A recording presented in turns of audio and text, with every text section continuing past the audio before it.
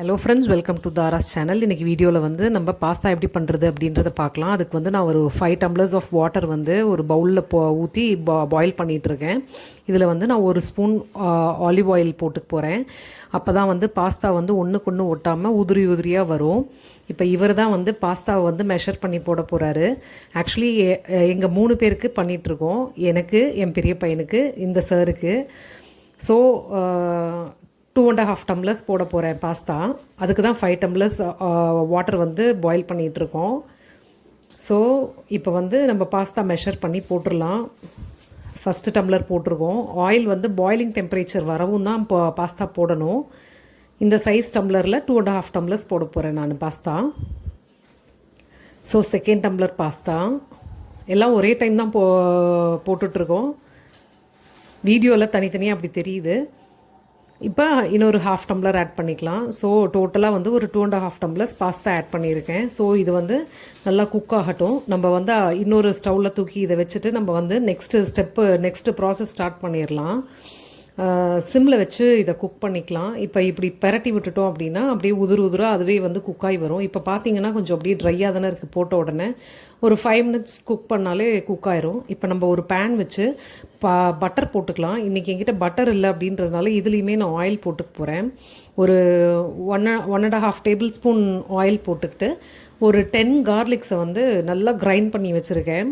அதை வந்து நம்ம அப்படியே ஃப்ரை பண்ணிக்கலாம் அந்த ஆயிலில். ஸோ இப்போ நம்ம வந்து பூண்டு எடுத்து போட்டுக்கலாம். பூண்டு வந்து நல்லா ப்ரௌன் ஆகிற வரைக்கும் ரோஸ்ட் பண்ணணும். இதில் நம்ம வந்து வெஜிடபிள்னு ஆட் பண்ணுறது பார்த்திங்க அப்படின்னா இந்த கார்லிக் மட்டும்தான் ஆட் பண்ண போகிறோம். ஸோ அதனால் இது வந்து நல்லா ப்ரௌன் ஆகிற வரைக்கும் நம்ம குக் பண்ணிக்கலாம். இது வந்து இந்த டிஷ் வந்து கிட்ஸுக்கு ரொம்ப ஃபேவரட்டாக இருக்கும். ஏன்னா இதில் வந்து ஹெவியாக வந்து நம்ம ஸ்பைசஸ் எதுவும் ஆட் பண்ண போகிறதில்ல. ரொம்ப காரமும் இருக்காது. நம்ம ஆயிலு, பட்டரு, சீஸு இந்த மாதிரி வந்து மில்க்கு, இந்த மாதிரி மில்க் ப்ராடக்ட்ஸாக தான் உள்ளே ஆட் பண்ண போகிறோம் அப்படின்றதுனால நல்லாயிருக்கும் சாப்பிட்றதுக்கு பசங்களுக்கு. இப்போ பார்த்திங்கன்னா கார்லிக் வந்து நல்லா ப்ரௌனாக குக் ஆயிருச்சு. இப்போ வந்து நம்ம ஒரு டம்ளர் வந்து மில்க் ஆட் பண்ணிக்கலாம். ஆல்ரெடி பாயில் பண்ணி அதை ஆற வச்சுருக்கேன் அந்த மில்கை வந்து நம்ம இப்போ இந்த கார்லிக்கில் இப்போ ஆட் பண்ணிக்கலாம். ஆட் பண்ணிவிட்டு நான் ஸ்டவ்வை வந்து சிம்மில் போட்டுருவேன். சிம்மில் போட்டுட்டு அது கொஞ்சம் அப்படியே லைட்டாக குக் ஆகி வரட்டும். இதில் வந்து நம்ம வந்து ஆவின் மில்க்கு, பேக்கெட் பால் சொல்கிறோம்ல, அந்த மில்க்கு நம்ம ஆட் பண்ணிக்கிட்டால் நல்லாயிருக்கும். அது பேசிக்காகவே அதோட கன்சிஸ்டன்சி திக்காக இருக்கும் மில்க்கு. அதனால் அதை ஆட் பண்ணிக்கலாம். அண்ட் இப்போ பாஸ்தா பார்த்திங்கன்னா ஆல்மோஸ்ட் குக் ஆயிருச்சு. நம்ம இந்த ஸ்டேஜில் வந்து நம்ம தேவையான அளவு சால்ட் ஆட் பண்ணிக்கலாம். இது வந்து தண்ணியில் இது குக் ஆகிட்டு இருக்கிறதுனால நம்ம வந்து கொஞ்சம் எக்ஸ்ட்ராவாகவே சால்ட் போட்டு குக் பண்ணுற மாதிரி இருக்கும். அப்போ தான் வந்து பாஸ்தாவில் சால்ட் இறங்கும். இப்போ பார்த்திங்கன்னா நம்ம ஆயில் ஊற்றி நம்ம குக் பண்ணதுனால அப்படியே உதிராக இருக்குது பாருங்கள். இந்த மாதிரி தான் இருக்கணும் பாஸ்தா. ஸோ இன்னும் ஒரு 2 மினிட்ஸில் குக் ஆயிரும். நம்ம அடுத்த அந்த தண்ணியெல்லாம் ஃபில்டர் பண்ணிக்கலாம். இப்போ சீஸ் போட்டுடலாம். சீஸ் வந்து நான் இந்த மில்கி மிஸ்ட் சீஸ் எடுத்திருக்கேன். இது வந்து ஆக்சுவலி க்யூப்ஸாக இருக்கும். இதில் வந்து நான் இப்போ 2 க்யூப்ஸ் எடுத்து நான் குக் ஆகிட்டு இருக்க அந்த மில்கில் வந்து நம்ம ஆட் பண்ண போகிறோம். ஓகே, இப்போ நம்ம ஃபஸ்ட்டு க்யூப் ஆட் பண்ணிடலாம். இது வந்து அந்த ஹீட்டில் அதுவாகவே மெல்ட் ஆக ஆரம்பிச்சிரும். இது நம்ம கிரேட் பண்ணி போட்டோன்னா இன்னும் கொஞ்சம் டக்குனே மெல்ட் ஆயிரும். நான் இன்றைக்கி க்யூப்ஸாகவே போட்டுட்டேன். பசங்கக்கிட்ட க்யூப்ஸை கிரேட் பண்ணி கொடுக்க சொன்னால் நாஸ்தி பண்ணிடுவானுங்க. அதனால் அப்படியே போட்டாச்சு. இப்போ நம்ம பாஸ்தா வந்து குக் ஆயிருச்சு. இதை நம்ம எடுத்து ஃபில்டர் பண்ணிக்கலாம்.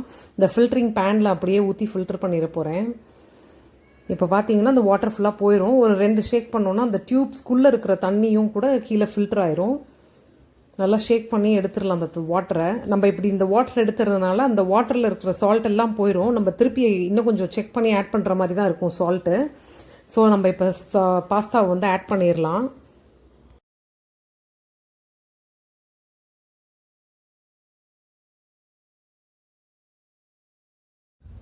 பாஸ்தா நம்ம ஆட் பண்ணிவிட்டு நம்ம ஒரு பெரட்டி விட்டுக்கலாம். பெரட்டிட்டு இது வந்து நம்ம அடுத்தடுத்த இன்க்ரீடியன்ட்ஸ் போட ஆரம்பிச்சிடலாம். இது வந்து ஆக்சுவலி டக்குன்னு இன்னும் இறுகிரும்.